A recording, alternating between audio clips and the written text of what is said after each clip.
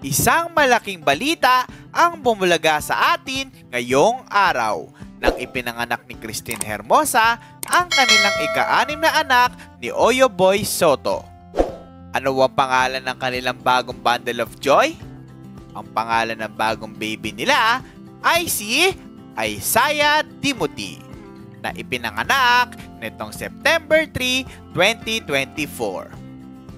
Sa post ni Oyo Boy Soto sa kanyang Instagram, ibinahagi niya ang larawan ng kanilang 6 na anak kasama na si Baby Isaiah. Sinamahan pa ito ng napakasarap na mensahe ng pasasalamat sa Panginoon. Sabi ni Oyo, "Testimony of God's faithfulness. You deserve all praise and glory, Lord Jesus Christ." Idinagdag pa niya ang eksaktong araw ng kapanganakan ni Baby Isaiah sa kanyang caption, Isaiah Timothy 9/3/24. Hindi rin nagpahuli ang lola ni Baby Isaiah, ang actress na si Dina Bonnevie, na sobrang saya sa pagdating ng kanyang bagong apo. Sa kanyang Instagram, ibinahagi ni Dina ang larawan ni Isaiah at sinabi, "And just like that, I am a happy grandma for the 9th time." Dagdag pa niya, "Thank you, Lord, for granting a safe delivery for Tin and for bringing another healthy grandchild, Isaiah Timothy, into our family. To God to be the glory." Masarap talagang masaksihan ang pagmamahalan at pananampalataya ng pamilyang ito. Si Dina, na kilala bilang isa sa mga pinakarespetadong aktres sa industriya, ay proud na proud sa pagdating ng kanyang bagong apo na si Isaiah Timothy, ang pang-9 na apo sa kanyang pamilya. 1 dekada at 3 taon na ang lumipas mula nang ikasal sina Christine at Oyo noong Enero 2011. At mula noon, isa-isang nadagdag sa kanilang pamilya ang kanilang mga anak. Ang kanilang mga anak ngayon ay sina Andrea Bliss, Caleb Hans, Marvic Valentin, Christian Daniel, at ngayon si Baby Isaiah Timothy. Kitang-kita sa kanilang mga posts at sa kanilang mga caption ang kanilang walang hanggang pasasalamat sa biyayang natatanggap ng kanilang pamilya mula sa Panginoon. Bukod sa pagiging magulang, sina Oyo at Christine ay nananatiling mga hands-on na magulang sa kabila ng kanilang abalang mga schedule sa showbiz. Malinaw na isa sa mga priority nila ay ang pagpapalaki ng kanilang mga anak na may tibay na pananampalataya at pagmamahal sa Diyos.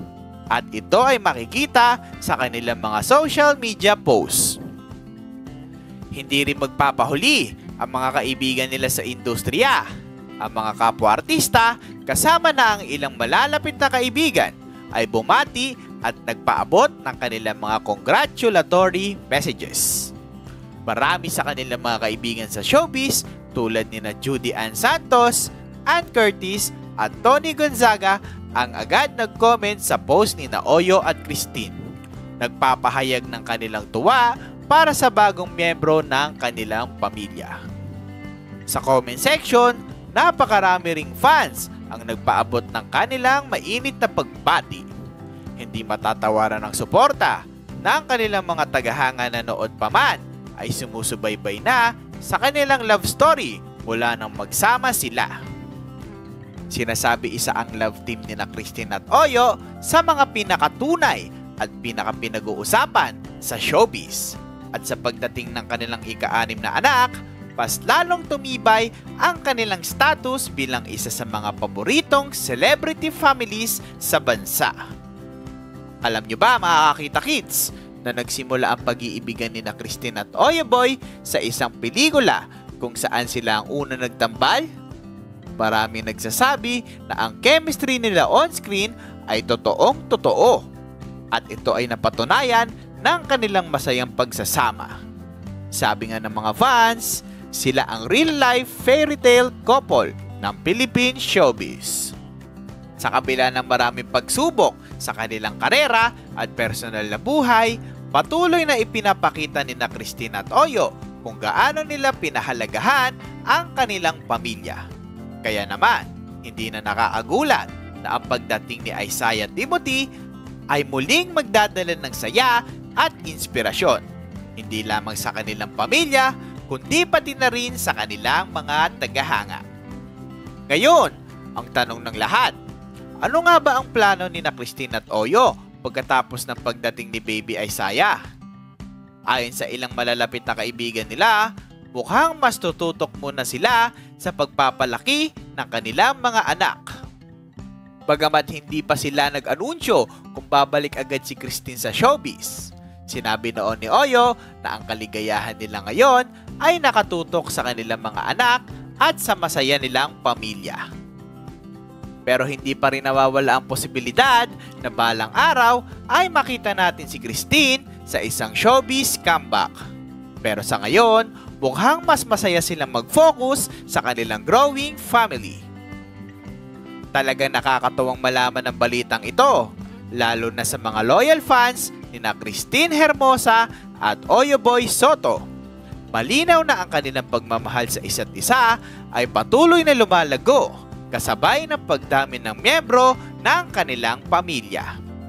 Mga kakita-kits, ano ang masasabi nyo sa pagdating ni Baby Isaiah Timothy? I-comment nyo ang inyong mga reaksyon sa ibaba at huwag kalimutan mag-subscribe para sa mas marami pang showbiz updates.